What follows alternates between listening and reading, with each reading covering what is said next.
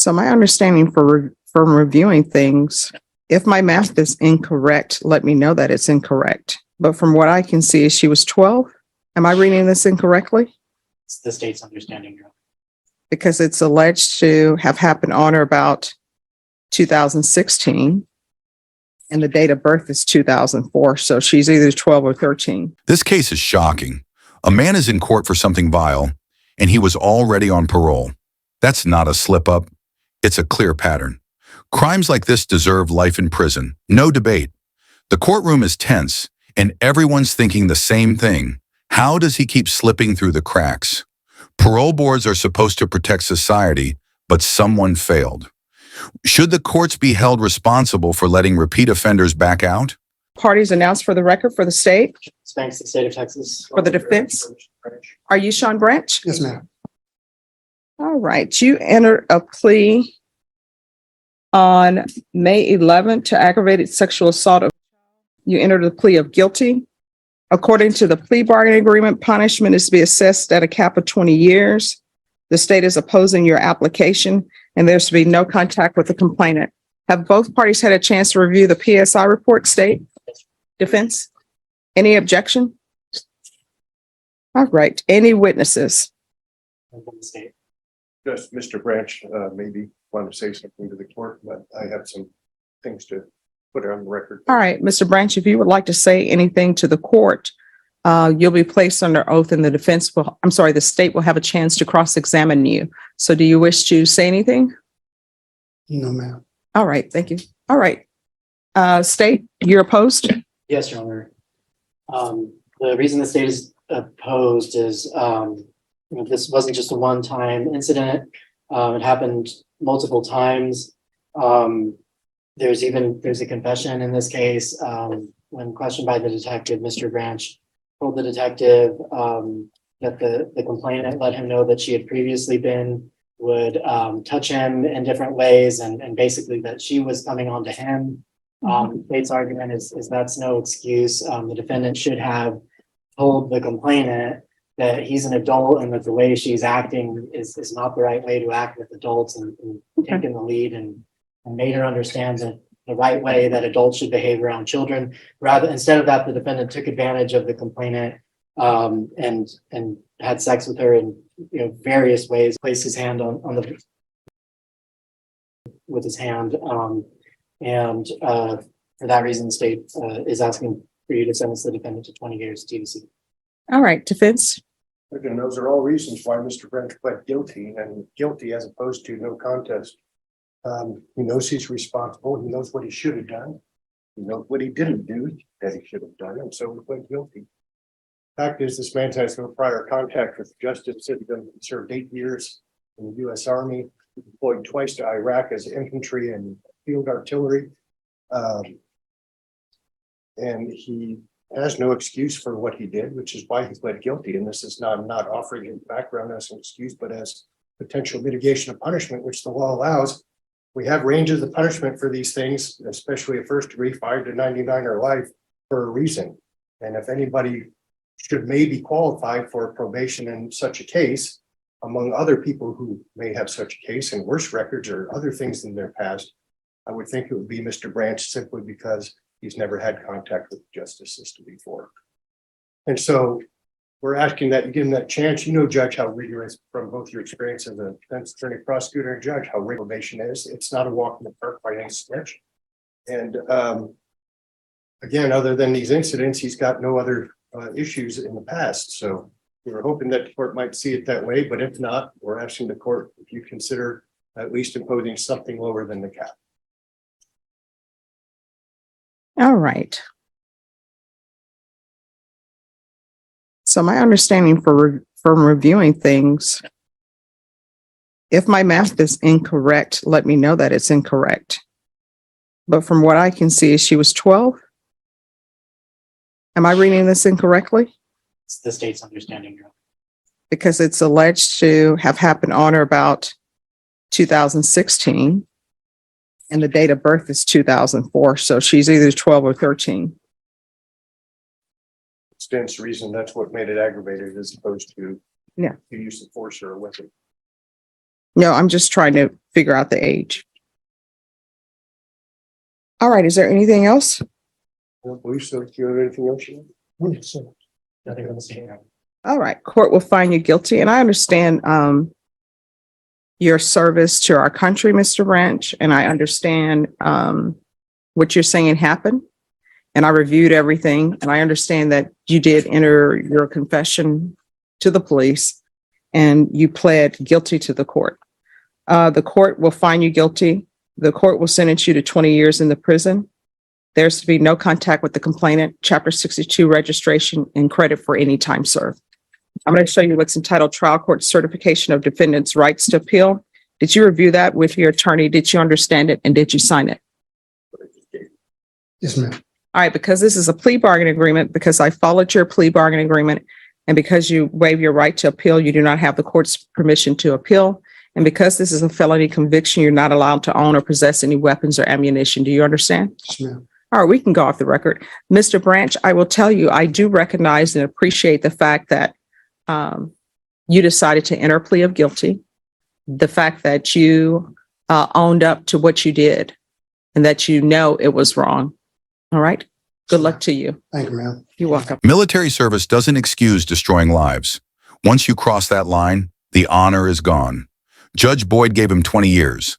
Solid, but life would have been better. Parole shouldn't exist for crimes this severe. Judges can stack sentences for repeat offenders, but rarely do. That's why people like this keep coming back. Watching him is like a wolf pretending to be tame, fake and dangerous. This case isn't routine. It's society drawing a line. You, Michael Williams. Yes, ma'am. All right. You entered a plea of no contest on April 25th. There was sufficient evidence to find you guilty. The court ordered a PSI. According to the plea bargain agreement, there's no application for deferred adjudication. The state opposes your application for community supervision. Punishment is to be assessed at 3 years in the prison. It's run concurrent with County Court Cause number 689077. And they will take in consideration County Court Cause number 699697. And the offense is unlawfully carrying a weapon with a felony conviction. All right, have both parties had a chance to review the PSI report, state? Yes, Judge. Defense? Any objections to the PSI report, state? No, Judge. Defense? No, yeah. All right, state, do you have any witnesses? No, Your Honor. Defense, do you have any witnesses? Yes, I'd like to have the defendant speak, and I would like to speak on his behalf. All right, can you raise your right hand? Do you solemnly swear or affirm the testimony you give will be the truth and nothing but the truth, so help you God? Yes, Your Honor. All right, you can lower your hand, state your name for the record. Michael Williams. You're gonna have to speak up. Michael Williams. All right, defense? Okay. Michael, you know that you weren't supposed to be carrying a gun because of a prior conviction. Yes, sir. Okay. And what actually happened? You were on your way home from somewhere? I was on my way home from my aunt's house and I ran into a female friend of mine. It was New Year. Were you walking from your mother's house or from your aunt's house? Yes, sir. Okay. You went into a friend, a lady, a woman? And she asked me to check her firearm for her because she was getting ready to go. I guess she was going to go sell it. She's going to what? I guess she was going to go sell her firearm and she didn't know if it worked or not. Okay. So I checked it for her. So was it loaded already? Yes. Okay. So how did you check it then? I shot it in the air. You what? I shot it. Shot it in the air. Okay. And that was the basis for your arrest? The base for my arrest was, okay, so she had to leave and go to her parents' home. I was gonna take her firearm to the house for me and hold it for her. So the officer stopped me. Someone had called in the shot. The officer stopped me and told me he got a call. And he got me with unlawful carry. What do you mean that the police had gotten a call about somebody firing a firearm? Yes, sir. Okay. And so he stopped you and you had the gun on you still? Yes, sir. From the lady that you had met? Yes, sir. Friend? Okay. All right. So you had you were going to hold it for her? Yes, sir. Until she Okay. got All back right, to me. all right. Yeah, I'd like you to consider this, and from the fact that there wasn't that much malice in his carrying this, it was something that he hadn't expected. Oh, just one second. State, do you have any questions? Let's see, okay, all right. State, any questions? Yes, sir. Is it true that you were on probation for burglary of a vehicle second from this fall? Yes, sir. And is it also true that you never reported the probation for that offense? I had complications reporting. I did try to report, but I had problems with my phone and Zoom. Did you have to go in person? No, sir. I did call and make an appointment, but I didn't make it. He says his ex wanted to sell a gun, so he tested it by firing into the air. That's not testing, that's reckless. Even one bullet can add years under federal law. Plus, he's not even allowed to own a gun. Courts don't care about weak excuses. Every bullet that goes up must come down, and falling rounds are deadly weapons. Illegal possession, reckless discharge, and nonsense excuses equal one thing: prison time.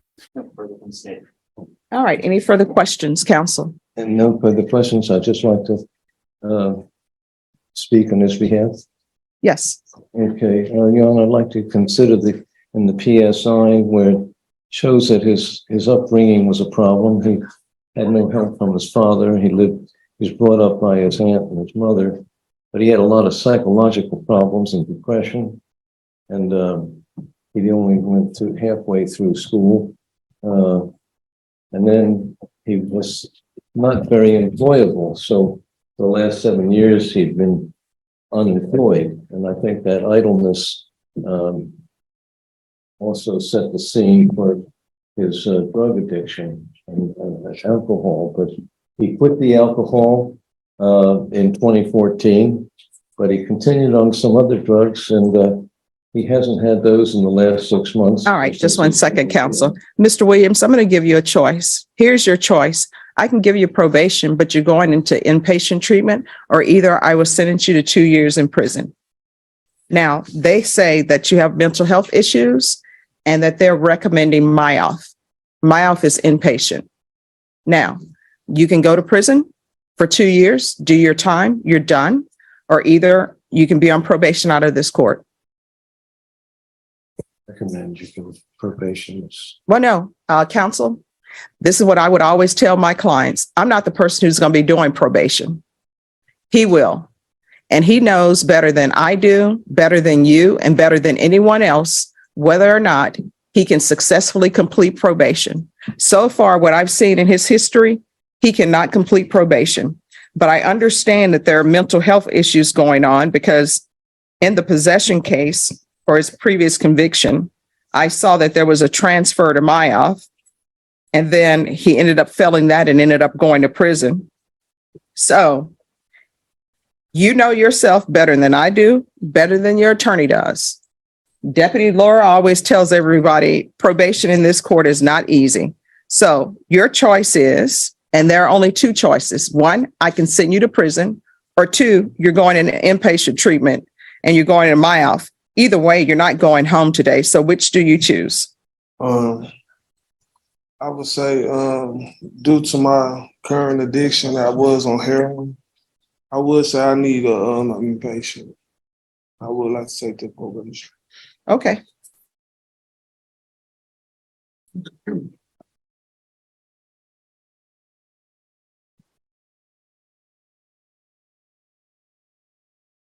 All right, the court is going to sentence you to 3 years in the prison, suspended and probated for 8 years. There's to be regular reporting by Zoom or in person. The UA hotline. We can do a referral to felony drug court. That will be in custody. If he's not accepted in custody, I see here that they're recommending MIOF. That's what they have in there, that he's eligible for MIOF. So if not felony drug court, then MIOF.